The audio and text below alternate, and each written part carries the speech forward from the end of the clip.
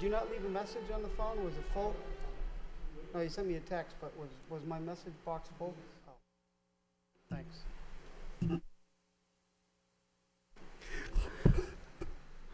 This is a meeting of the Finance Subcommittee on Tuesday, September 13th, to discuss a number of issues that have been referred to this Finance Subcommittee from the City Council meetings from various members. So, Mr. Clerk, could you please call the roll?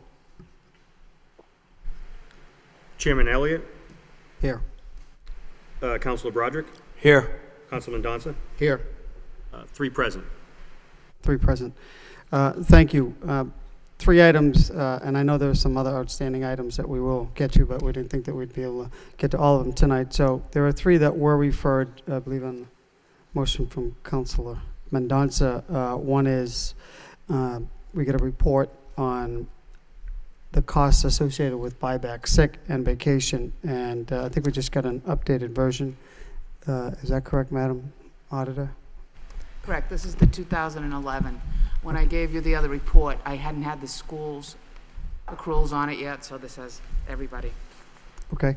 I think I did ask for the report, knowing that it's clearly a budget item that takes up significant resources, and something that we should be taking a look at as we move down the road in terms of reducing costs. So, Mr. Manager, did you want to have a discussion on this? I know that when we discuss it at the City Council meeting, it's a contractual item. It has to be. It's part of the collecting or bargaining agreement. So maybe you could elaborate just a little bit on. Sure. On how we can work on trying to reduce or even eliminate. Pardon me. I look at something like longevity, which was something of of similar nature. It's a cost that continues over time, and that has been reduced, or it was people were grandfathered out. So with that. Okay. Yeah, it's a liability that we have to carry in the books. The vacation we have a pretty good handle on, pretty good amount of control, because we only allow people to carry over a certain amount of vacation time.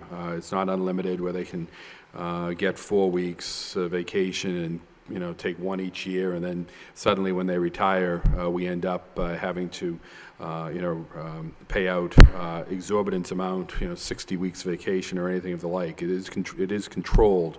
The city does have, I would say, some somewhat generous vacation policies with regards to how many weeks after certain years of service. I think we max out at 6 weeks, which is somewhat high, but that is what was negotiated into all of the contracts over the last, well, not during the last 5 years, but I believe during the 5 years prior, that was negotiated into the contracts too. And that obviously has some cost implications when people retire. It also has cost implications for any coverage that we need in order to, for certain positions in which we have to bring people in on overtime. But, relatively speaking, it's not a huge, I would say, a huge issue for us. It's one certainly that we're concerned with and that we've looked at. Sick time, too, is one that the city has I would say, a pretty good amount of control on compared to some other communities, and certainly compared to I believe the school department. It's unlimited buyout of sick time when people leave. Here, it's capped off at $20,000 for most employees, although I believe police and fire, it's $30,000 worth of sick time. One of the changes that was made, and the city auditor, I know, can speak to this as well as the CFO, but one of the changes through the years has been that this was a sort of a hidden cost of what the outstanding liability was in these areas. But under one of the Government Accounting Standard Board's circulars, they required that you start carrying this cost on your audits. I found, if I may speak to some prior experience, I found that to be a useful tool in my negotiations with a number of, with all of the collective bargaining groups that when I was over as town manager in Chelmsford, that once it needed to be placed on the books, it was a good opportunity for us, and this happened back in the early 90s.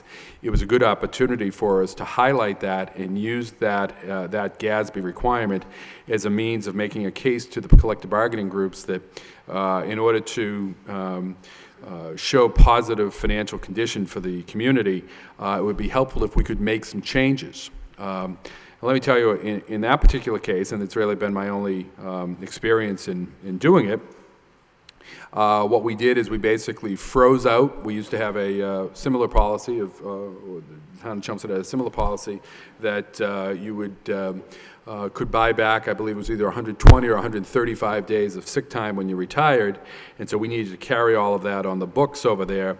But what we did in '92 was we capped people, we froze people at a given at a given number of days, and we didn't let people accumulate beyond that for buyback purposes. We let people accumulate beyond that for use if they needed it, but in terms of controlling the costs, we froze that out. Now, in order to do that, we had to make concessions in terms of compensation and other language changes within the contracts, but roughly 20 years later, I believe that the unfunded liability of sick time buyback that community has is negligible because new employees were not allowed to accumulate any time for buyback purposes.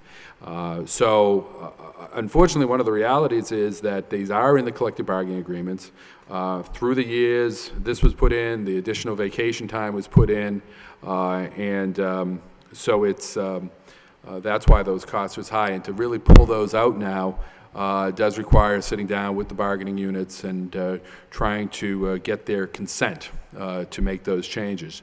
And that is difficult in a difficult financial or fiscal environment. Okay. Questions from the subcommittee on this issue? Councilman Donson?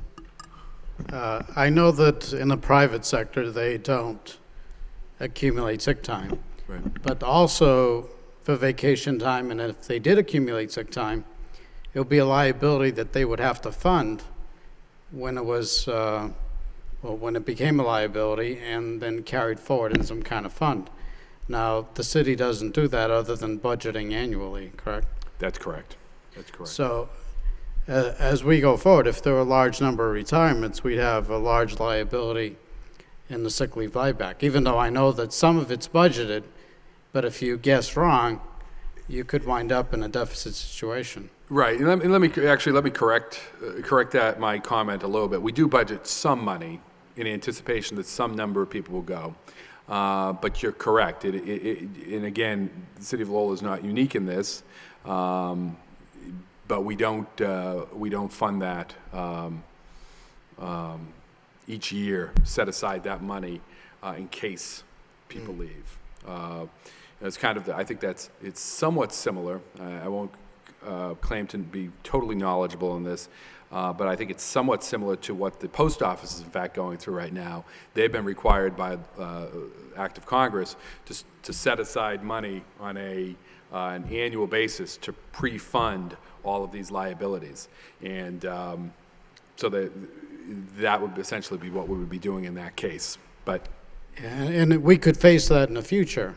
We could be asked to fund this. It might be over several years, right. But given that it's almost, well, it's over $9 million now for both sides, and over 6.5 for the city side. Right. Even if we did it over several years, that's a large expense to put in the budget. It is a large expense. I would again, I'm not a participant at the table of these GASB meetings and these and the state laws, or and that's what would require it. But I would think that actually, if there's going to be any push by state government to start pre-funding certain liabilities, it would be on post-employment benefits. That's where we're hearing a lot more talk. We're facing a $650 million unfunded liability with our health insurance costs for our retirees. That's where communities, the talk has really taken place across all of the states to require communities to start to do that. Just as the states themselves are going to have to start setting aside money for that huge unfunded liability. So I would think that would be more likely than something like this. But certainly, I mean, I think I wouldn't say that this is an uncontrollable cost. I think the fact that action was taken years ago to put the $20,000 and $30,000 limit and on the sick time, and we do limit how much time people can carry over, we do have it under control. My preference would be that it would be under greater control, but in the bigger picture of the changes we need to make, I would rank it a little bit lower than some other items. Yeah, I'd still see it as being, it's a liability that's out there, Absolutely. could come back to bite us. And I think it would behoove us to look at ways to reduce this liability. Of course, it's going to take negotiation and in an analysis of maybe insurance policy for long-term and short-term disability would be less costly all around than carrying these extra sick days. Absolutely. It's admirable that you've cut that the people are using less sick time, maybe an average of a day a year or less. The downside of that is it gets added to this liability, and when they retire, it's a day they didn't use, so now it's another day that they could sell back when they retire. Only up to the $20,000 or $30,000, though. Yes, So we but cap off until that. they reach that, we're Right. still adding to our liability. Right. There is a 40% number here. I recall on the school department side, it was 1/3, so it's 33% of the value that they could buy back, but I don't know if the city's different. I think a part of it is a third and a part is 40% like the city side.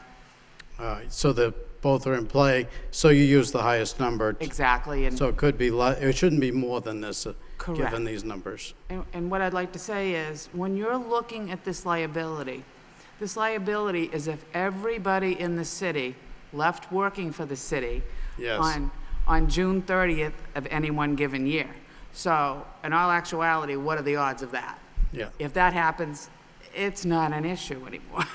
but it's still money that we're gonna owe as of now. Correct. And that's why it's Worst now case. put at least up on the balance sheet as a liability. So we're recognizing it there. All right, thank you. Mr. Chairman. Is that all that you want to add? I know you wanted me to recognize you. Okay. And it is a liability, which is one of the reasons why I did raise this issue. And it is significant, but as we look to run, and Councilman Johnson mentioned this, as we look to run government or operate government more like a business, businesses don't provide this benefit. That's correct. If you're sick, and I agree, we should provide our employees with sick time, and it should be used when you're sick or when you have a family medical problem to take care of your parents or your children under the federal Family Medical Leave Act. Sorry. Mhm. On the other hand, as we look to cut costs, it's significant. There's a line item, I think, $650,000 in the budget this year. Maybe it may not all be used, but it's still resources that are being used for things other than providing services in the city. So as we move forward, do you anticipate having a discussion? And I know it's a difficult time to start negotiating these things, but as we move forward, yeah, I know that we're not going to have to pay the $6 million out tomorrow, but this dollar figure, this liability, continues to grow with new employees, or daily as they accumulate more sick leave and sick time. So I guess my question. Well, so if I can't really talk necessarily in public about the what goes on at the bargaining table, but suffice to say that I hope my comments and the comments of the auditor, and I can assure you the CFO and I talk about this regularly. It's a liability that we're certainly well aware of. My experience in negotiating it out in my prior community, I think certainly is evidence of my understanding of the significance of this issue. It and along with a number of other cost-saving measures is certainly part of our ongoing discussions with the unions. Okay, thank you. Other councilors? Councilor Martin? Thank you, Mr. Chairman. And I want to follow up on the last point you made, was that this continues to grow, and that was going to be my question, is how much does it grow really year to year? Have we looked at that? Because I would think, a lot of people use their sick time and use their vacation, and is it, if they're just taking it to accumulate it, that doesn't speak well to the benefit programs we have in place. But do we have a sense of how much this does grow? I mean, we've reduced employees in the last couple of years, or is that just something we haven't looked at a multi-year trend on? I don't know if maybe the auditor can speak to that, but I would think that in fact it probably has not grown that much, other than by inflation, by increased compensation levels. And let's face it, there haven't really been much in the way of increased compensation levels in the last several years. But vacation hours, I guess the other part of it might be that the older employees get more vacation time. But frankly, that's probably offset by the newer ones getting less vacation time. So that's probably a wash. As more people go from 4 weeks to 5 weeks, or 5 weeks to 6 weeks, you have new employees coming on. They're coming in at 2 weeks or 3 weeks, and then going up to 3 weeks. So I would think that's probably an offset. We have eliminated 120 employees or thereabouts, and so that's knocked down those costs as well. Sick time. There are certain categories of employees that use all of their sick time every year, although, as Councilman Donza pointed out, through our STAT program, we've been able to knock that down by a day a year across the board. But you have other employees that are probably in here somewhere who never use any sick time. Tends to be your department heads, assistant department heads, that and a number of rank and file employees that just don't use sick time, and they get up to their max, that $20,000, and they do that within a short period of time, really, and then they just don't use the time. But certainly there are some communities that have put in place short and long-term disability programs, and again, I've had some experience in talking to some collective bargaining groups about that. Mixed reactions, but again, I think we do need to be. It's good that it's on the books now, because it does show what this liability is, and that's something that is what the GASB is trying to do across the board with fixed assets, with post-employment benefits, and so on. So, but I would probably agree.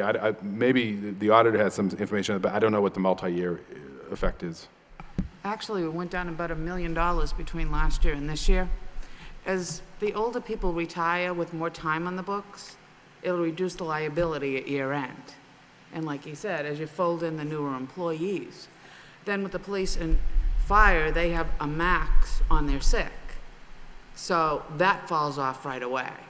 So once they retire, all the difference between the $30,000 and, let's say some have $100,000 liability, actually, it gets cut right off the book. So, but aren't the newer employees got to have the same benefits? I mean, the sick time, correct, but they don't have as many accrued on the books.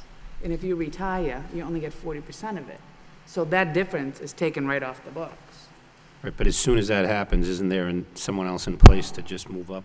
I mean, I could see where this would Right. maybe not be growing much, Right. but I don't know that it's gonna necessarily eliminate itself either. It'll never eliminate Right. itself. Okay, It'll never. all right, thank you. You're welcome. So I just want to follow up on one more question. So when new employees come on, if they're part of a bargaining unit, then they're entitled to this, or any employees entitled to it? Is it an ordinance? How would we go about changing this outside of, I know it's part of the, Contracts, ordinance. so it's part of the contract, it's part of contracts, and then is it, I mean, for department heads, for instance, it's got to be an ordinance It's that the ordinance. covers, so it's ordinance and contract. We're just talking about, Mr. Manager, new employees come on, and you mentioned during your presentation and in your another life, there was, or in other communities, they start freezing out or freeze out on Right. on some of these things. Is that something we would do? I'm thinking new employees that come on, that are hired, they're entitled to it because of an ordinance. Mhm. Is that right? You could do something like that. Again, it has to be bargained with the collective bargaining groups. Again, in my prior life, what we did is we bargained it with all of the unions first, and new employees were not given the same benefits. They were allowed to accrue, but not to buy back anything. And we did it with the bargaining groups first, and then we were able to. There, it was a little bit different because the personnel. There were personnel rules and regulations. There was not a personnel ordinance or personnel bylaw in that community, so I was able to implement that on my own with new non-union personnel. Okay. So is the best direction on this issue to, naturally, it's in your jurisdiction, to ask you to come back with what you would recommend as a plan to try to address this? I mean, clearly we know it's collective bargaining, but Right. you mentioned a number of options, including, accumulating, allowed to accumulate but not be able to, to draw down when you retire. Right. So I would think rather than us going through the different options, you'll be sitting down with the unions, and we know that it has to be negotiated, but I would presume you need a plan at least to go to these unions, and of course they'll want something in return. Right. That's always the issue. Let me see what I can come back to the subcommittee and the council with in the near future with some additional thoughts on this, and perhaps just looking at what some of the other what has been done in other communities or how other communities are handling these types of things. Again, we have several issues. Ultimately, the issue here is really collective bargaining, and we run the risk. One of the things I would caution us all about is if you put something in place for the groups that are not in collective bargaining groups, it can have a detrimental impact upon, you might end up with more collective bargaining groups in the long run. So you have to be cautious on that.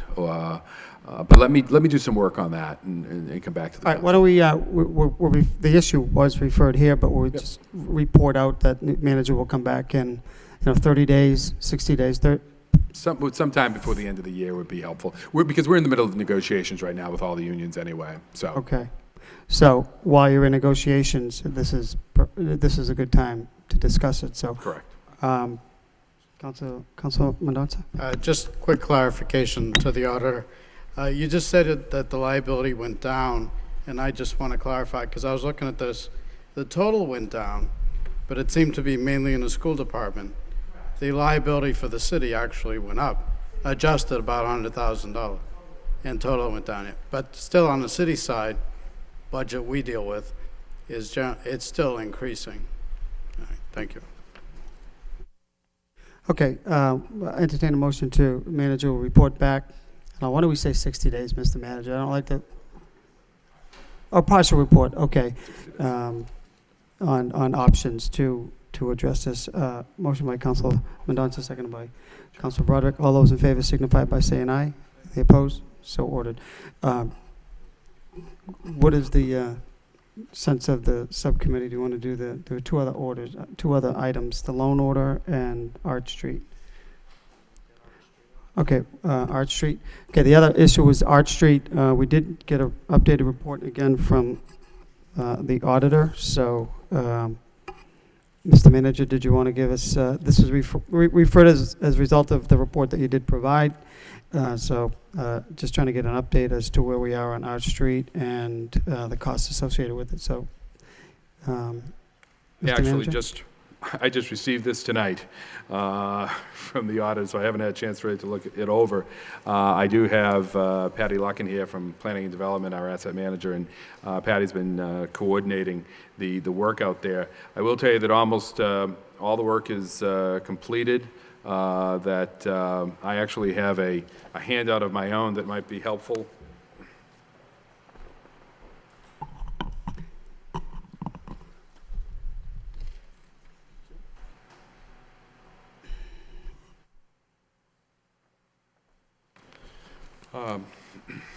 In a nutshell, it just lists out the various work that has been completed. Adam or Patty, do you want to speak to what work is remaining out at the facility? Public Works is doing some work out there now on the paving and the gate opening, because the police department decided after they've been in there for a period of time that they'd like a different arrangement in terms of the entrance. So we're doing some extra work for them on that to do the entrance a little bit differently. But generally speaking, you know, the movement has taken place. Obviously, that cost us some money, and we've made a number of improvements to the building. But Patty, do you have any general sense? We're moving forward with the paving. The end of the season, we're gonna raise it up a little bit so that it's more level, and so that the entryway is more smoothed out. Completing a couple of items, some electrical, but the majority of the items are complete, and it came out very nice. Do you have any specific questions on? What is the cost of the paving that's to be done? The paving was originally estimated at 60, but I think we've got it down to about 50. 50,000? That's just roughly because we are using DPW staff, so it could come in under. We do have a contractor on board for the actual paving. That's at like 24,000. So roughly 50, maybe a little under.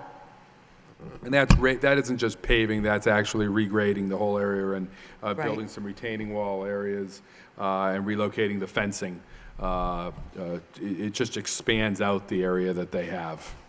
And that was something that, after they used it for a period of time, they felt that would be advantageous.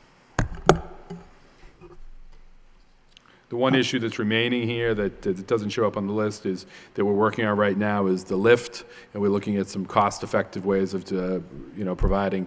As I've stated at the council meetings prior on this issue, this facility was used as a service station, a mechanics station for a number of years, and they used the basement as storage. We're doing the same thing.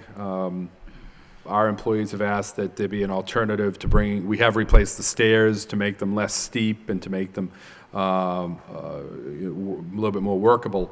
But the employees have asked that they have a different way of getting some of the materials upstairs rather than carrying them up like the prior employees at that business did. They asked that a lift be put in, and so we're looking at some options for that. But we're right on budget, $231,000.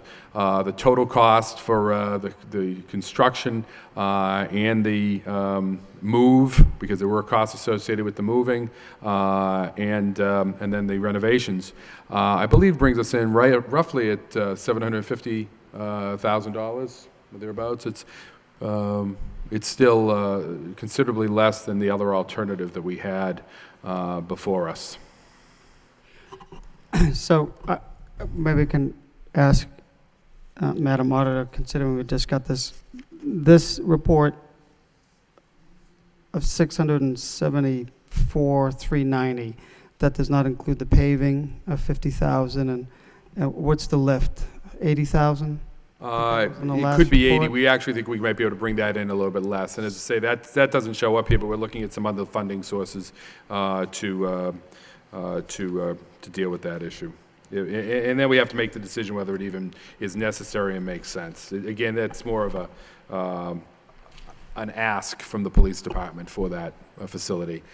We have other facilities in the city that we have storage in the basement floor that we don't have a lift necessarily to get access, but in this particular case, we're looking to see if we can do that to meet their request.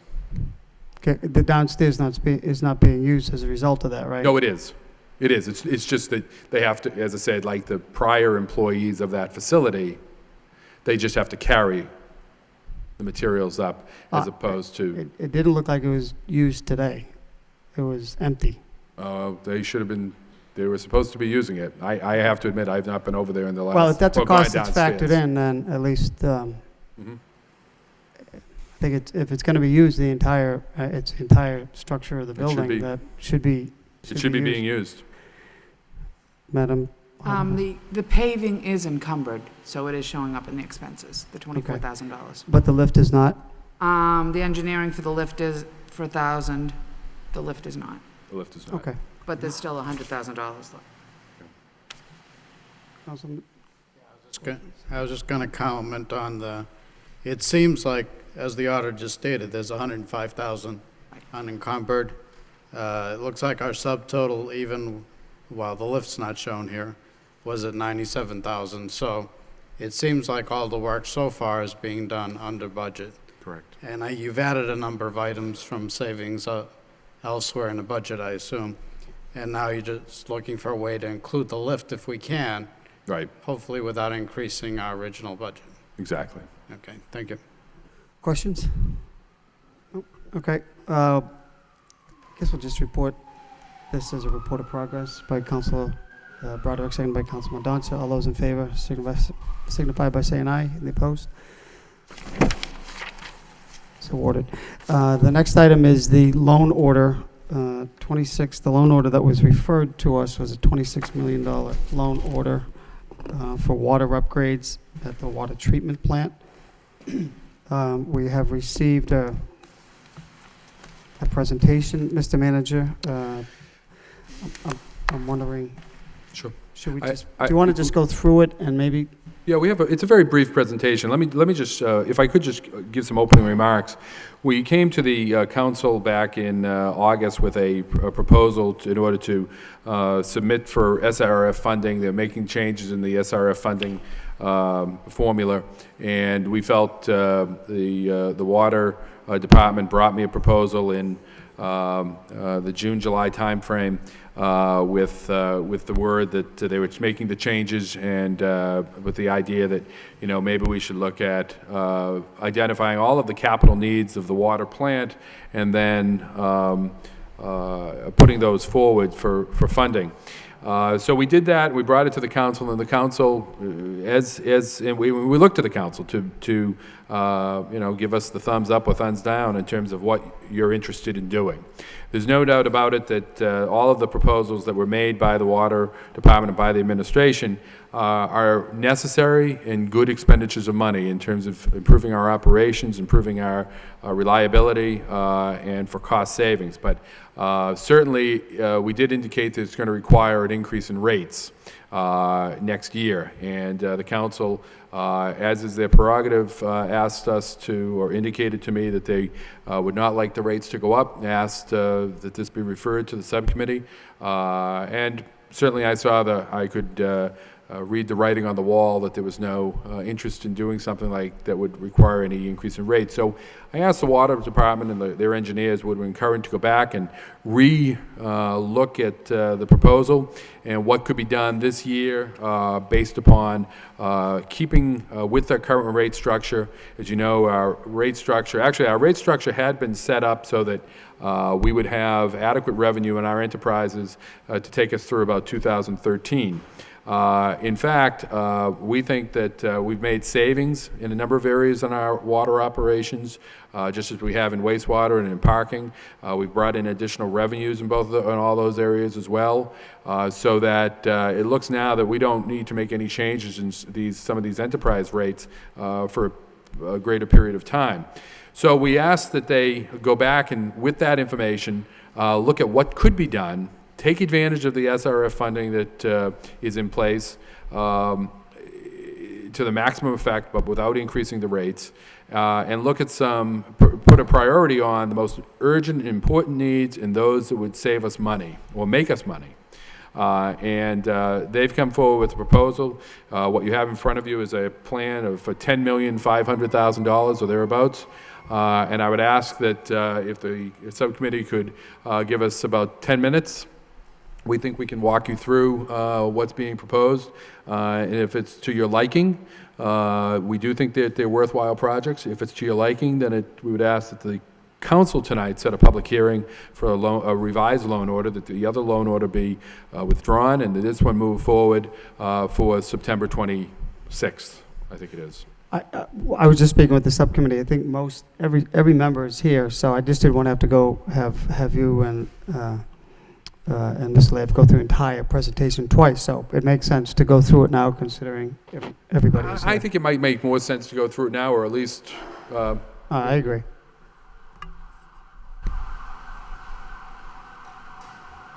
Thank you. The first slide pretty much just echoes what the manager just said.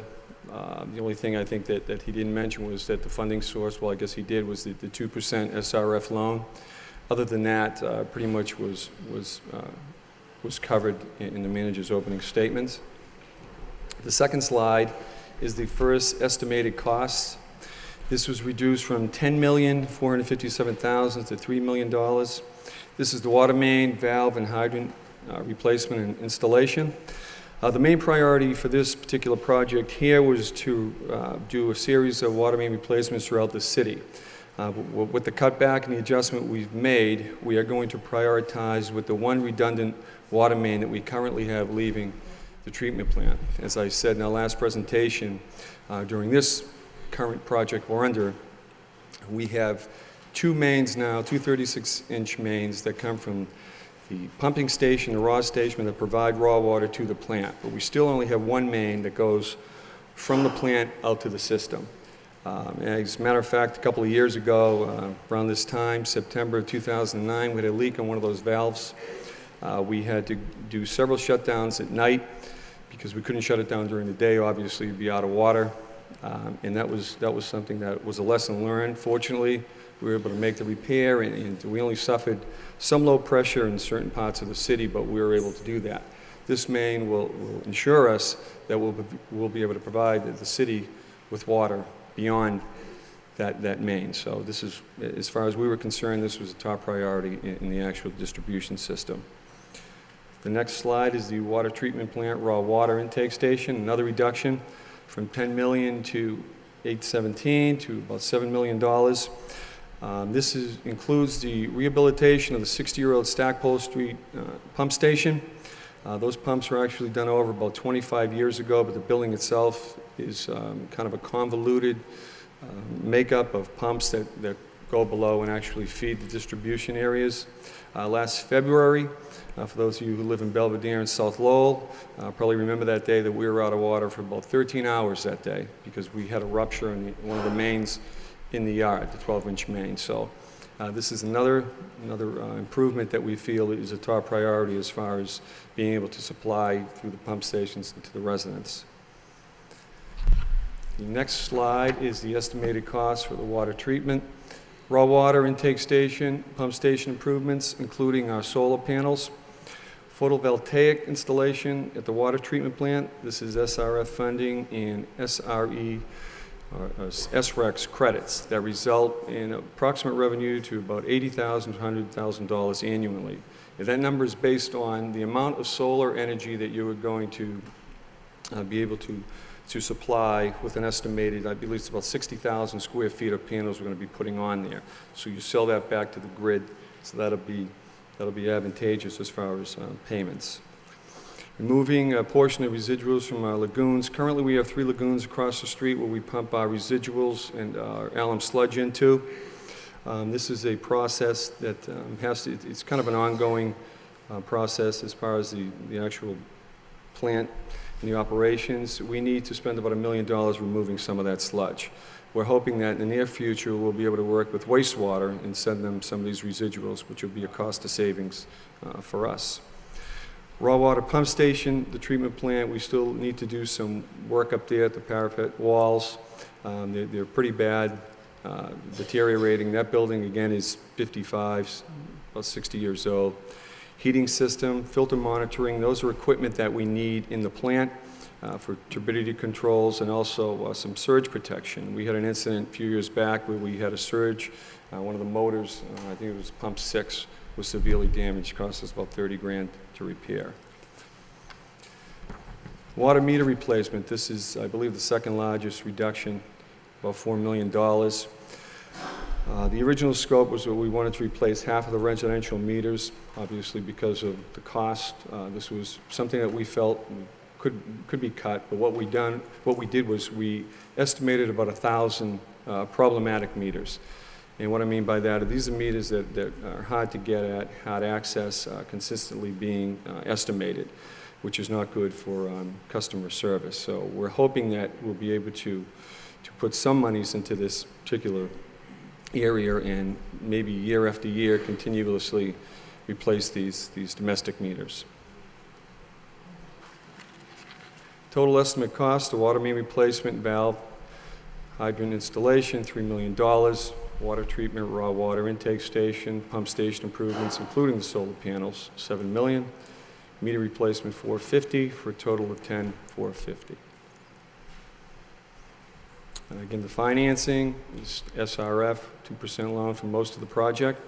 Principal forgiveness, we're not sure on that number yet. We're waiting to hear on that. I guess the actual number is going to be given up around April.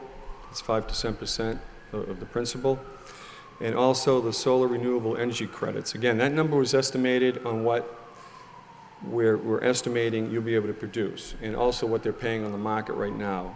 We estimated this at 30 cents per kilowatt hour, and I believe right now they're paying about 40. So that number could actually be a little higher. Again, the future funding is likely to be reduced. We're hearing that a lot of this SRF money is going away. A lot of federal money and a lot of state money is being cut. As part of the process, as I think I said this last time, is that we work with DBD. They do a Commonwealth CAP application, and what that does is summarizes all the work I believe is going on throughout the city. This has also been something that helps us score very high when they're distributing the monies to the communities, and that no longer is going to be applicable. So that's another point that's going away. That's pretty much it in a nutshell.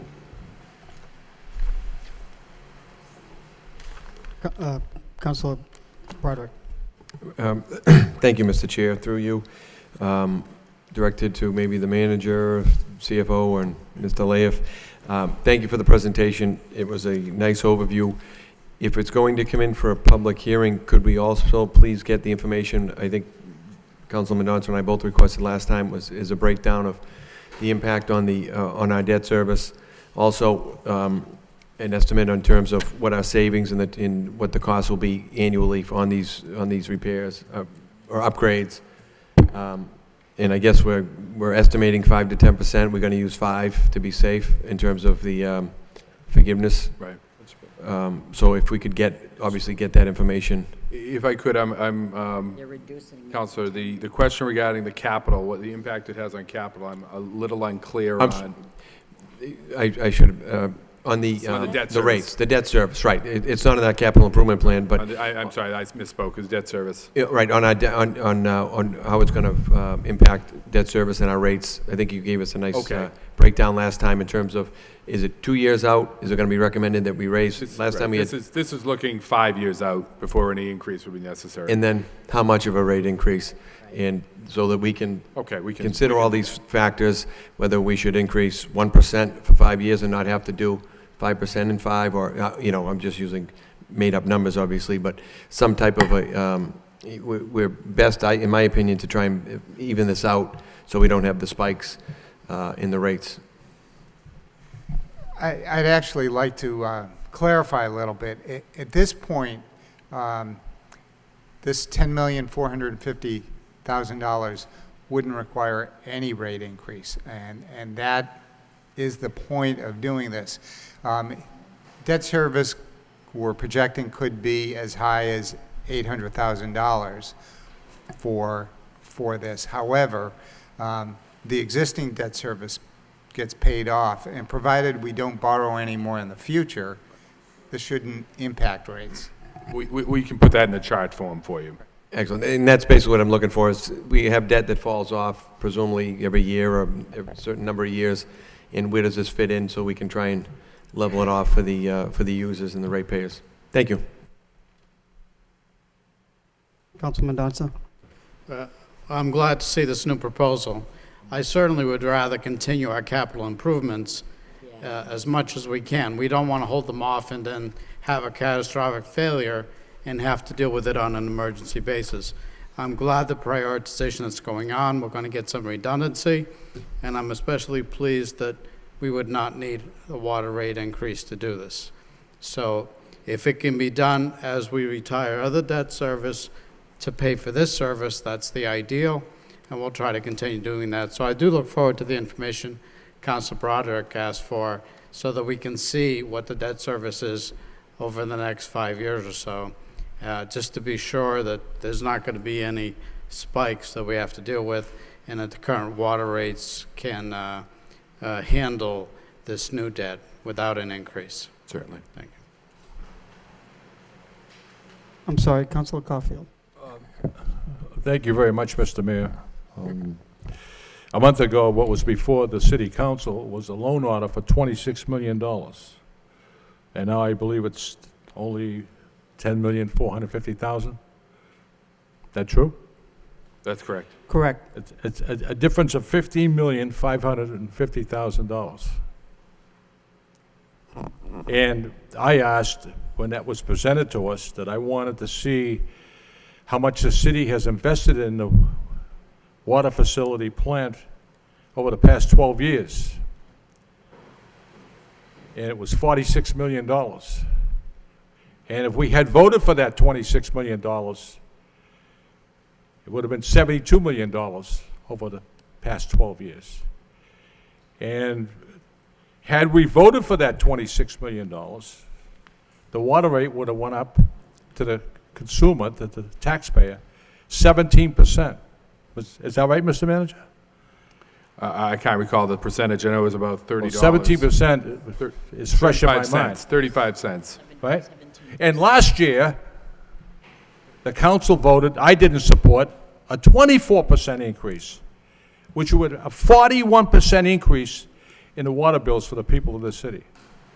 Now, it's strange to me, and very happy, I might say, that we reduced this $26 million loan down to $10,450,000.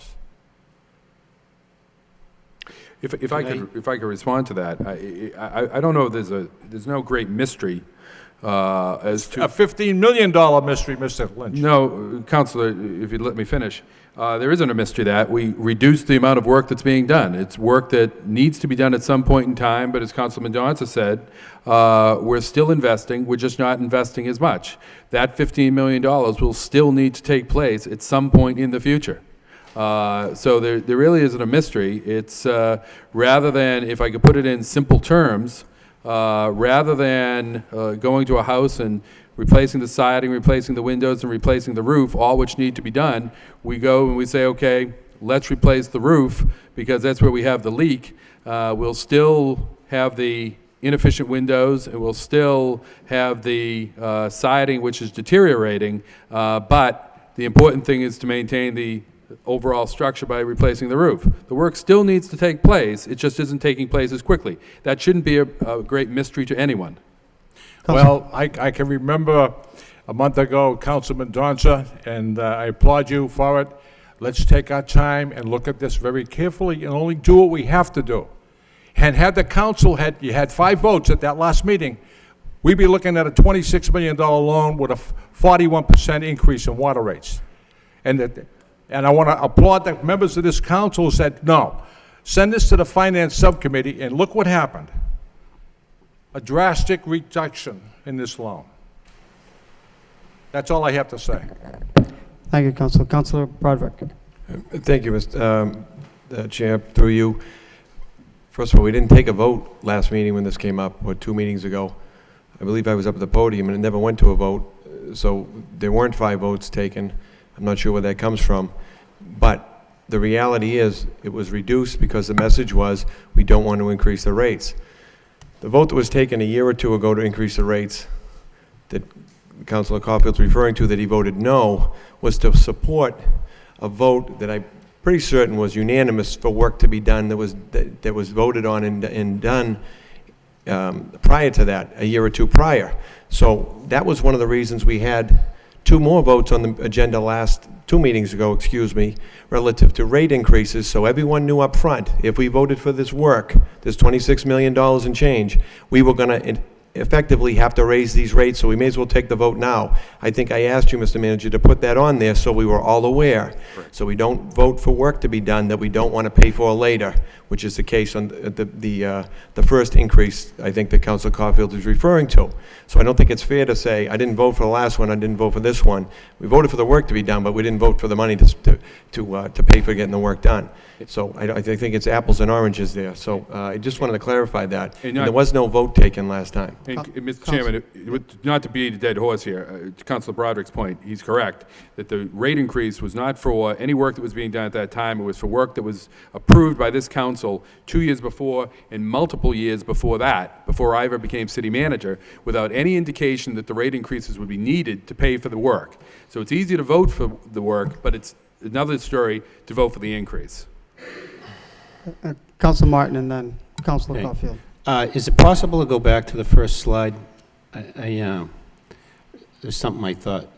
So the last bullet there, where it says there'll be less, I think part of why this proposal was put together the way it was is because the staff at the water department want to take advantage of state and federal reimbursement sources while they're still in place.